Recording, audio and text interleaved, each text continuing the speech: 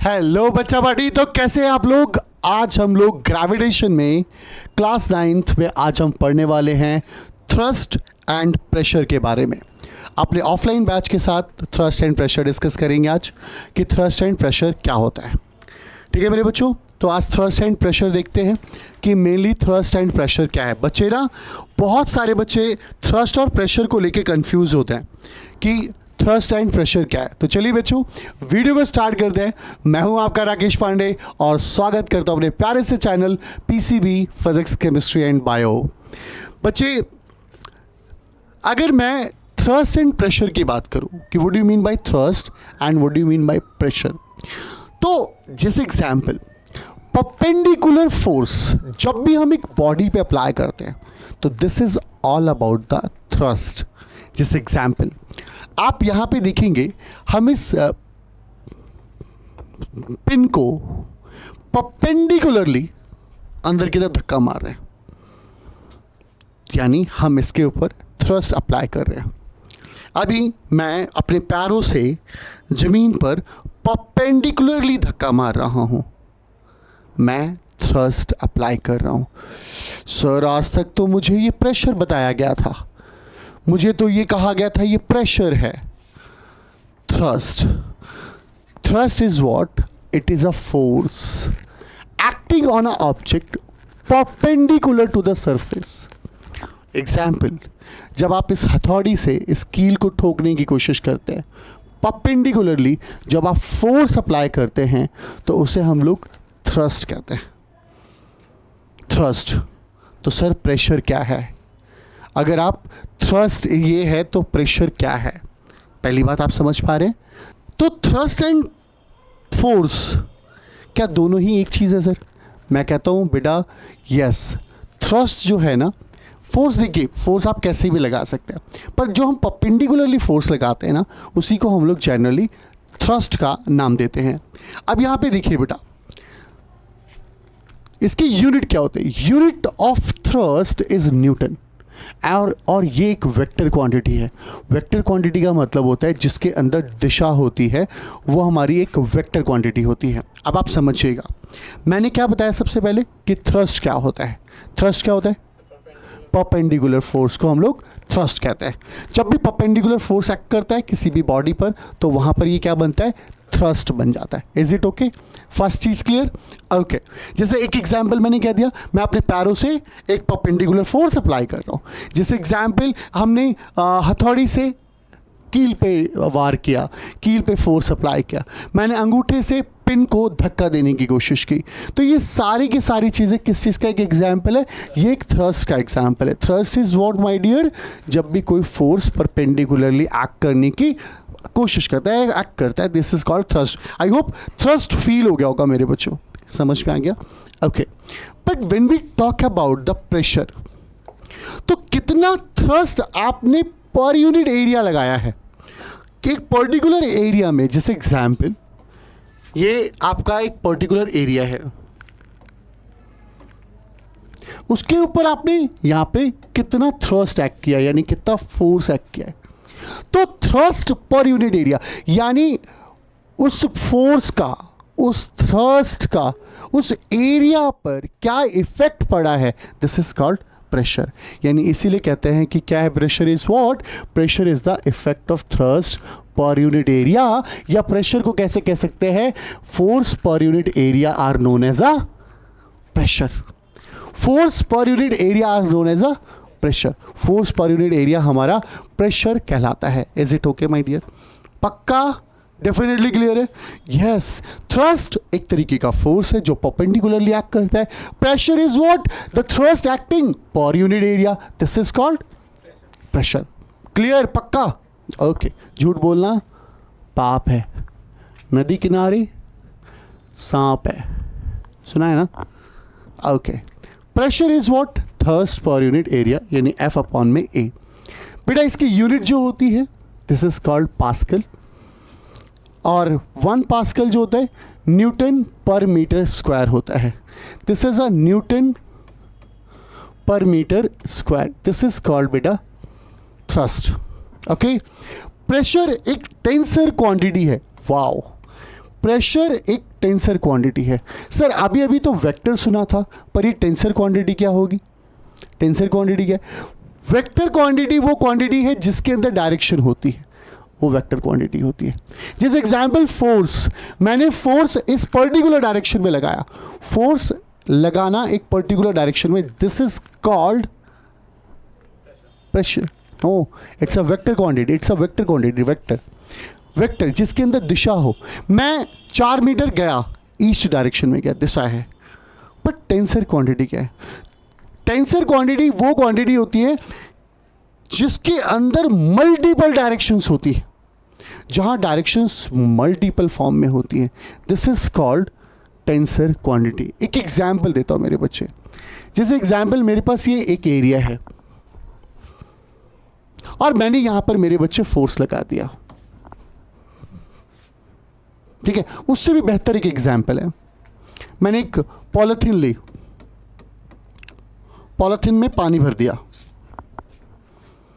अब जब पानी भर दिया मैंने पॉलिथीन के अंदर, और ये पूरा पानी भरा हुआ है,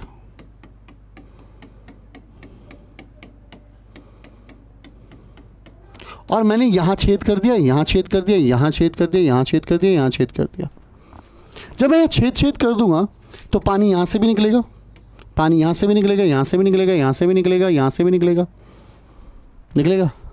ओ भाई, अगर वो एक पर्टिकुलर डायरेक्शन में ही प्रेशर, मतलब डायरेक्शन में ही फोर्स होता, एक पर्टिकुलर डायरेक्शन में ही प्रेशर लग रहा होता, प्रेशर अगर एक पर्टिकुलर डायरेक्शन में ही होता तो पानी भी एक ही जगह से निकलता। पर यहां पे क्या है, हर जगह से निकल रहा है, वो हो रहा है ना, पानी हर जगह से निकल रहा है ना, यानी प्रेशर हर जगह पे लग रहा है। यानी प्रेशर की डायरेक्शन इधर भी है, प्रेशर की डायरेक्शन इधर भी है, प्रेशर की डायरेक्शन इधर भी है, इधर भी है, इधर भी है। तो प्रेशर की इतनी सारी डायरेक्शन है। जब एक से ज़्यादा डायरेक्शंस हो तो उसी को क्या कहते हैं बेटा हम लोग? Tensor quantity. This is called tensor quantity. Got it? जब एक से ज़्यादा डायरेक्शन हो उसे हम लोग टेंसर क्वांटिटी का नाम देते हैं, और जब एक पर्टिकुलर डायरेक्शन हो उसे क्या कहते हैं हम लोग? वेक्टर क्वांटिटी कहते हैं। Is it okay? जैसे एग्जाम्पल, आप सोफे पे बैठ गए, मानता हूं आप फोर्स एक पर्टिकुलर डायरेक्शन में लगा रहे होंगे, पर सोफे पर एक स्ट्रेस डेवलप्ड हो रहा होगा, यानी जो उसका सरफेस होगा, सोफे का जो सरफेस होगा वो खिंच रहा होगा, इधर से भी, इधर से भी, इधर से भी, इधर से भी, इधर से खिंच रहा होगा, फटने को तैयार होगा। मेरे जैसा बंदा बैठ जाता भारी सा तो फटने को तैयार है वो। तो उसमें क्या होगा? क्योंकि वहाँ डायरेक्शन बहुत सारी जगहों पे है। अगर डायरेक्शन बहुत सारी जगहों पे होगा तो क्या देखने को मिलेगा मेरे बच्चे? टेंसर क्वांटिटी है, क्योंकि एक से ज़्यादा डायरेक्शन। ऑनलाइन वालों, आप लोगों को भी समझ में आया होगा मेरे बच्चे कि किस तरीके से हम एक वेक्टर और टेंसर में डिफरेंशिएट कर सकते हैं। टेंसर क्वांटिटी के अंदर बहुत सारी डायरेक्शन होती हैं और वेक्टर क्वांटिटी के अंदर एक पर्टिकुलर डायरेक्शंस पाई जाती हैं। Is it okay? कंफर्म? देखिएगा, the physical quantity which has direction in all direction is called, it have a multiple direction, is called tensor quantity, like pressure or like stress। ये सारी चीज़ें tensor का example है। मुझे लगता है कि मेरे बच्चों को थ्रस्ट भी क्लियर हो गया होगा, प्रेशर भी क्लियर हो गया होगा, वेक्टर क्वांटिटी भी क्लियर हो गया होगा और टेंसर क्वांटिटी भी क्लियर हो गया होगा। अब आते हैं मेरे बच्चे कि यहाँ पर इस जगह पे pressure depends on 2 factors.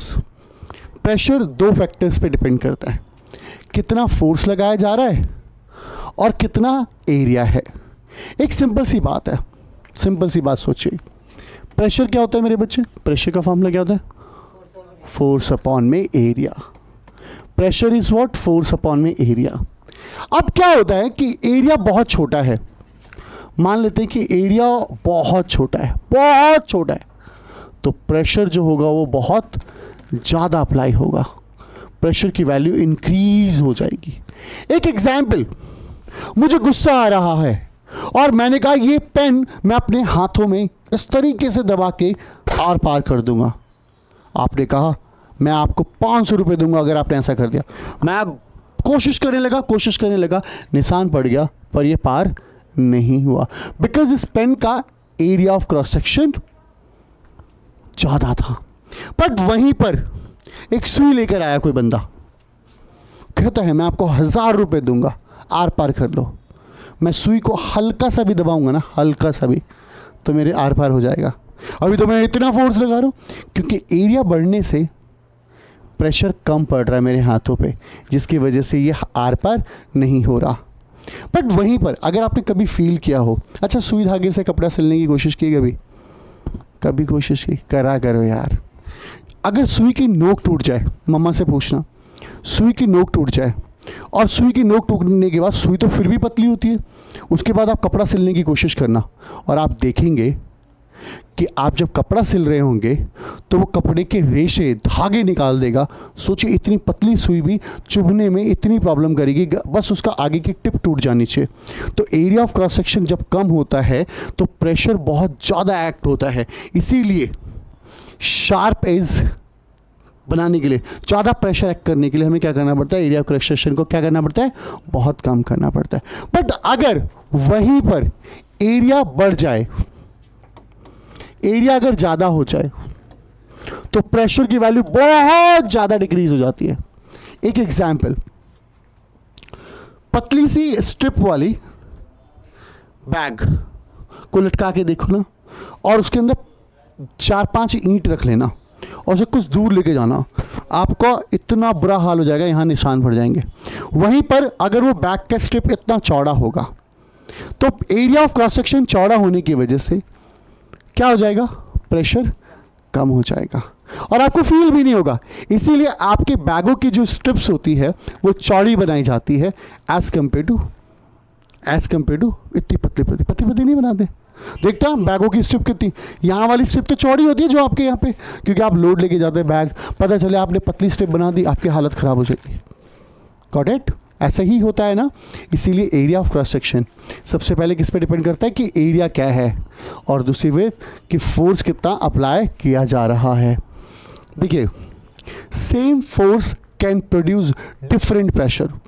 Same force different pressure act कर सकता है। कब? जब उसका एरिया अलग अलग हो। जैसे एग्जाम्पल मेरे बच्चे, एक एग्जाम्पल देता हूँ।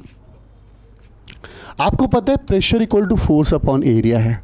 मैंने फोर्स को कांस्टेंट कर दिया, फोर्स को कांस्टेंट मतलब सेम रखा।